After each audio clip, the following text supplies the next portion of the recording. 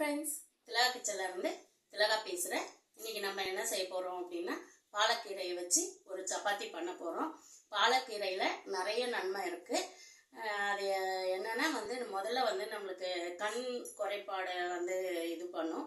அப்புறமா ரத்த அழுத்தம் இருக்குது இல்லைங்களா, அதை கொஞ்சம் கண்ட்ரோல் பண்ணுற இது இருக்குது. ஞாபக மறதி, முக்கியமாக ஞாபக மறதி இருக்கிற பிரச்சனை கூட இது சாப்பிடும்போது சரியாயிடும்னு சொல்கிறாங்க.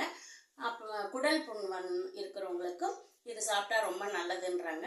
பொதுவாகவே கீரை சாப்பிடவே மாட்டாங்க யாருமே, குழந்தையிலேருந்து பெரியவங்க வரைக்கும். எங்கள் வீட்டு பெரிய மனுஷங்கள கூட கீரையை சாப்பிடவே மாட்டாங்க. கீரைனாலே அலறடிச்சு ஓடுவாங்க. புளி போட்டு கடைஞ்சாலோ பருப்பு குழம்பு அந்த மாதிரி சாப்பிட்ருவாங்க. அரைக்கீரை சிறுகீரை அந்த மாதிரிலாம். பாலக்கீரைனா ரொம்ப பயப்படுவாங்க, வேணாம் அப்படின்னு சொல்லிட்டுன்னு. அதுவும் இந்த மாதிரி கிளைமேட்டில் நம்மளுக்கு சூரிய வெளிச்சம் கம்மியாக இருக்கிற சீசனில் இந்த மாதிரி பாலக்கீரையை வாரத்தில் 2 முறை எடுக்கும்போது நம்ம உடலை கண்ட்ரோலாக வச்சுக்கிற இது இருக்கும். அதில் வர பிரச்சனைகள், குளிர்காலத்தில் வர பிரச்சனைகளை கொஞ்சம் தீர்க்க இது இருக்குன்னு இருக்காங்க. இந்த பாலக்கீரை இந்த மாதிரி தான் இருக்கும். இது தண்டு நல்லா பெருசு பெருசாக இருக்கும். அந்த தண்டை எடுத்துட்டு இலையை மட்டும் வச்சுருக்குறோம். இதெல்லாம் நம்ம சப்பாத்தி பண்ண போகிறோம். நிறைய மணல் இருக்குது, நல்லா வாஷ் பண்ணி எடுத்துக்கலாம். இதை வாஷ் பண்ணி எடுத்துட்டு பார்க்கலாம். கீரை கொஞ்சம் நேரம் தண்ணியில் போட்டு வச்சுருக்கேன். இருக்க மணல்லாம் வாஷ் பண்ணி எடுத்துக்கலாம். ஒரு கடாயில் தண்ணி ஊற்றி தண்ணி கொதி வரட்டும். அதுக்குள்ளே இதை வாஷ் பண்ணி எடுத்துக்கலாம். நல்லா நம்ம ஒரு 3-4 முறை வாஷ் பண்ணிக்கோங்க. மணல் இருக்குது நிறைய. இது க்ளீன் பண்ணுறது ரொம்ப ஈஸியான வேலை. பெரிய பெரிய இலையாக இருக்குது இல்லைங்களா, வெறும் தண்டு மட்டும்தான். இது பாருங்கள் எவ்வளோ அழுக்கு இருக்குது. ஒரு 3 முறை வாஷ் பண்ணி எடுத்துக்கலாம். பாருங்கள், இந்த மாதிரி தண்ணி வெள்ளையாக இருக்கிற மாதிரி ஒரு 3 முறை 4 முறை அலசி எடுத்துக்கோங்க. தண்ணி கொதி வரட்டும். கொதி வந்த பிறகு அதில் போட்டுக்கலாம். நம்ம தண்ணி நல்லா கொதி வருது. கொதி வரும்போது இந்த கீரையை போட்டு, கீரை ரொம்ப வேகக்கூடாது, கலர் மாறிடும்.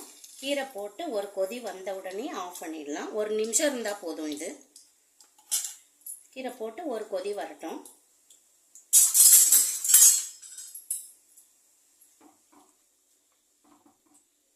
ரொம்ப நேரம் இருந்தால் கலர் சேஞ்ச் ஆகிடும், அதனோட நன்மையும் போயிடும் நம்மளுக்கு. ஒரு கொதி வந்தால் போதும். கொதி வந்துடுச்சு, ஆஃப் பண்ணிடலாம். இது கொஞ்சம் ஆறின ஒன்று ஃபில்டர் பண்ணி எடுத்துக்கலாம். கொஞ்சம் ஆறட்டும், எடுத்து வச்சிடலாம்.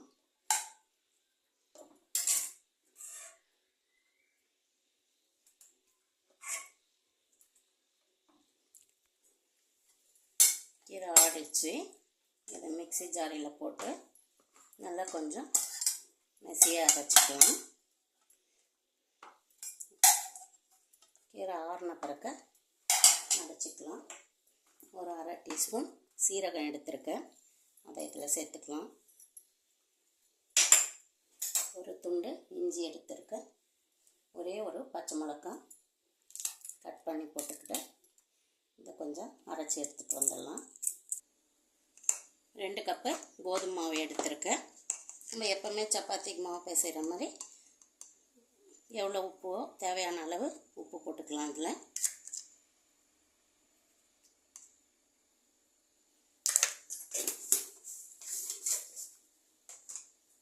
நல்லா மிக்ஸ் பண்ணிக்கலாம். உப்பு நம்ம இதில் தண்ணி ஊற்றாமல் நம்ம அரைச்சி வச்சுக்கிற அந்த கீரையினோட பேஸ்ட் இதில் போட்டு நல்லா பிசைஞ்சிக்கலாம். ஃபஸ்ட்டு உப்பை நல்லா மிக்ஸ் பண்ணிக்கோங்க. இந்த மாதிரி அரைச்சி வச்சுருக்கேன், இந்த இதில் மிக்ஸ் பண்ணிக்கலாம்.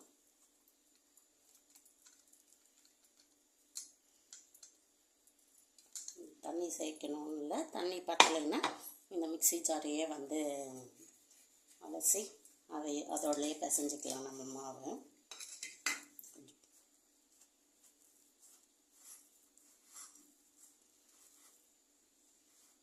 பிசைஞ்சிட்டு பார்க்கலாம். மிக்ஸி ஜாரையே வாஷ் பண்ணி இந்த தண்ணியிலே கொஞ்சம் பிசைஞ்சிக்கலாம். எப்போவுமே சப்பாத்தி பிசைகிற மாதிரி இந்த பதத்துக்கு பிசைஞ்சு வச்சாச்சு பாருங்க. இதில் கொஞ்சம் எண்ணெய் போட்டுக்கலாம்.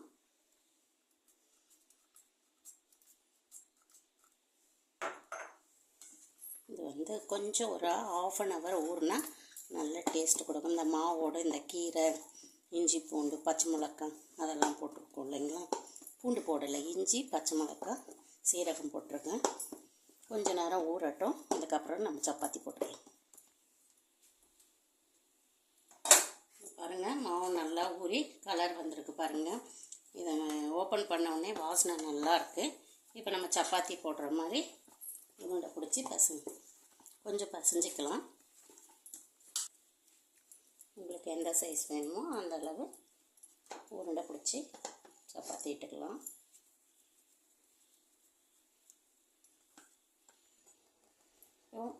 ரெண்டு கப்பு கோதுமை மாவில் 10 சப்பாத்தி வந்திருக்கு. நம்ம எப்பவுமே சப்பாத்தி தட்டுற மாதிரி மாவில் டிப் பண்ணி தேவை ரவுண்டாகவோ முக்கோணம் வடிவிலோ இஷ்டம் எப்படி போடுறீங்களோ போட்டுக்கலாம். பார்க்கும்போதே கலர் எப்படி இருக்குது பாருங்கள்.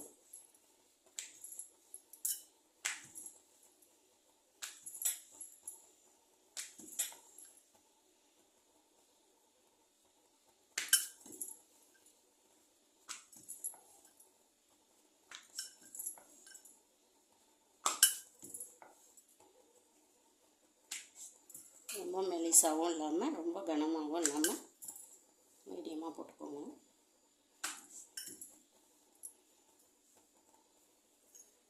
ரவா வச்சுருக்கேன், காயிட்டும்.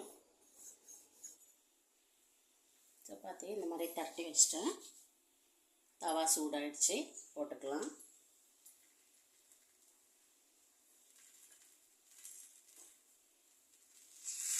இதை வந்து அப்படியே வெறுமாவே சாப்பிட்லாம், தொட்டுக்க எதுவுமே இல்லாமல்.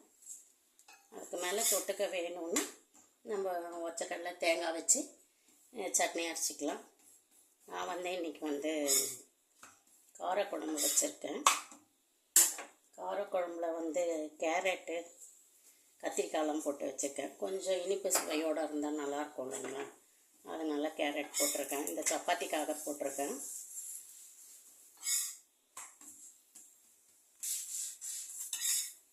ரெண்டு பக்கம் திருப்பி திருப்பி போட்டு சப்பாத்தியை சுட்டு எடுத்துக்கலாம். சப்பாத்தியெல்லாம் செஞ்சாச்சு, தட்டில் பரிமாறிடலாம் வாங்க.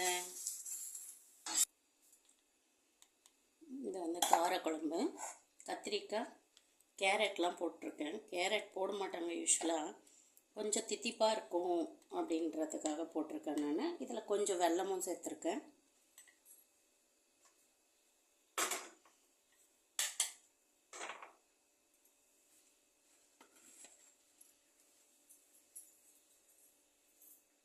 பாலக்கீரை சப்பாத்தி ரெடி ஆகிடுச்சு. வாரத்துக்கு ஒரு முறை செய்ய முடியலைன்னா கூட மந்த்லி ஒரு முறையாச்சும் இதை செஞ்சு பசங்களுக்கு கொடுங்க. நம்மளும் ஹெல்த்தியாக இருக்கலாம், பசங்களும் ஹெல்த்தியாக இருக்கலாம்.